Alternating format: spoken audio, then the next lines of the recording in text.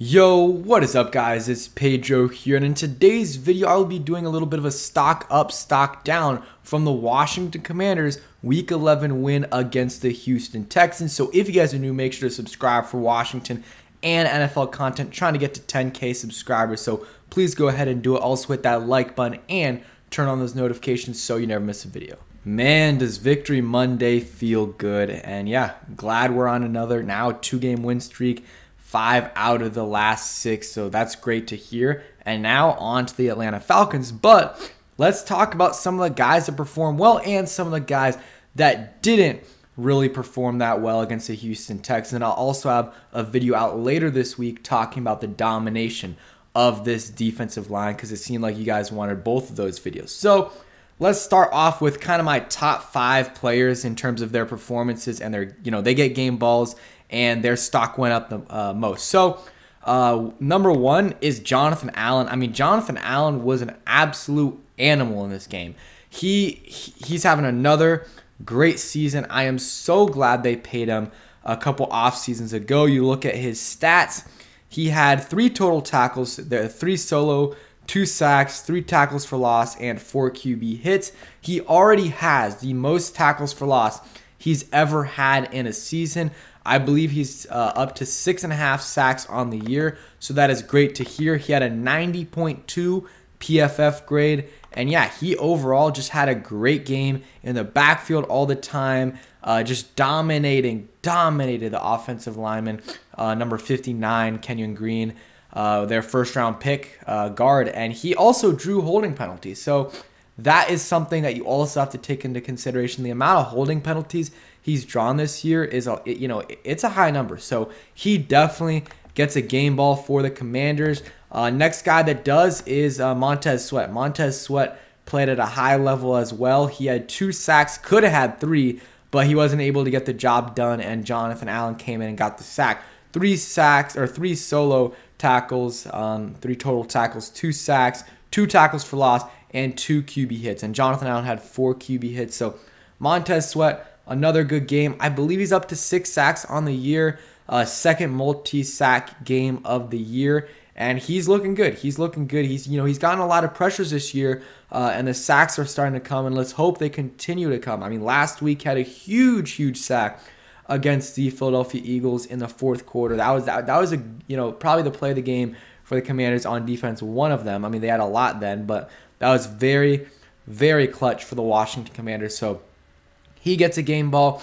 And, Daron Payne didn't play as well as the other 2, but he still played really well. 3 tackles, 2 solo tackles, 1 sack, 1 tackle for loss, had a QB hit, and also batted a pass down or deflected one. So he had a great game. The whole defensive line played really well, and they're a special group. Like Al Galdi says in this tweet right here, he says, what the Commanders have in Jonathan Allen, Daron Payne, and Montez Sweat right now is special. All 3 are playing at an elite level. May have to go back to the Skins glory days of the 1980s and early 90s for the last time the team had 3 defensive linemen playing this well. And Chase Young might be coming back, so that's going to add to the mix. And also, I think Casey, if I had to do stock up, Casey Tuill also had a good game out. He's going in the right direction. 3 total tackles, 2 solo, 2 tackles for loss. Just had a good game. Same thing with James Smith-Williams. John Ridgeway had a good game, just a stupid penalty. But it is what it is. He's looking good. I would say stock up for him because he's going to get a lot more, he's still going to get playing time. Casey Tuill and James Smith-Williams, their playing time might go a little bit down, but that'll probably be in a couple weeks because if Chase comes back this week, then he's probably still not going to be playing at full snaps. So they'll still definitely get some snaps. So those are kind of the defensive linemen that get game balls. You look at Montez Sweat's grade right here, 84. They didn't have Daron Payne's grade, but I'm sure it was a solid game. Next guy that gets a game ball, Derek Forrest. Just, he keeps getting turnovers. That's it. He had a 3rd interception of the season and great assist by Benjamin St-Juste tipping the ball back. That was a great play by Benjamin St-Juste, but, even a better play by Derek Forrest, making the pick, making the interception and getting his shoulder down. That was a great play. And yeah, he's been amazing this year. He has been amazing this year. Him and Cam Curl, that's another guy that, he's not really making huge game-changing plays, but he's just consistently good. he's consistently good in coverage, and he makes really good tackles. So, like, he led the team in tackles, 7 tackles. Really, I only saw him get beat once, and it was like a small play. So he's another guy that played really, really well, and I think he deserves his props for sure. And yeah, so him and Derek Forrest right now, I believe, are the 2 highest graded safeties in PFF. Got to take that with a grain of salt, but nonetheless, I think just from the eye test, you can tell those guys are playing well. And I think the move to have Derek Forrest at free safety permanently and Bob McCain in the slot is pretty good. Bob McCain got beat, but he was pretty solid. Had a tackle for loss, I believe. Let's see. Or didn't have a tackle for loss, but it was close. It was like right at the line of scrimmage, and had a QB hit as well. So he played well. He was solid. He was solid. And yeah, Derek Forrest as well. I'm trying to think if I missed anyone else. Of course, Kendall Fuller had a pick 6 in the game and had a couple.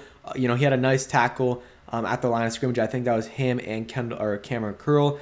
The last few games, the last 3-4 games of the season, he's been pretty good. Or the last 3 weeks, he's been really solid. He's gotten better, especially since William Jackson III's been gone. He's been a solid corner, and that's what we need. We have Benjamin St. Juste who's been playing well as well, and then now Bob McCain in the slot, which I think is going to help you out. So I really liked what Kendall Fuller did in this game, and getting that pick 6. Like, once that happened, there was no doubt in my mind that we're going to lose that game because their offense was looking terrible, and I knew eventually we would be able to score. So props to Kendall Fuller because that kind of jump-started everything for the Commanders in this game. And then Logan Thomas, I think he deserves his props. Had 5 catches for 63 yards, I believe, 65 yards. Just played really well, especially in the first half. The thing is, you look at the Commanders receivers / anyone who's getting passes thrown to him, their numbers don't look that good, but almost all these numbers were in the first half. Like, McLaurin didn't catch a single pass in the second half. Same thing with Cam Sims, Jahan Dotson, I believe.